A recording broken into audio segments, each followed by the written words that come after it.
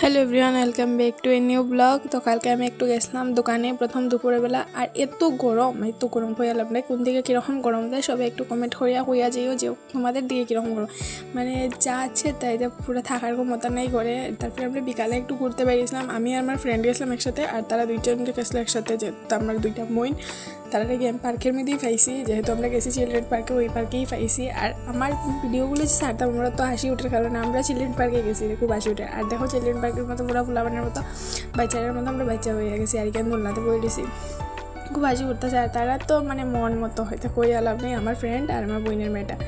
তারপরে দেখো এইসব করতেছে তারা। এরপরে আমরা মানে বাইরেও গেছি, বেশ সময় বইছি না, একটু গল্প টল্প করে একটু টাউনের দিকে গিয়া তারপরে আমি বাইরে গেছি, মানে আমরা পার্ক থেকে বাইরে গেছি। বাইরে আমরা ঠিক কালীবাড়ির সামনে গিয়ে আমি ভিডিও একটা করছি।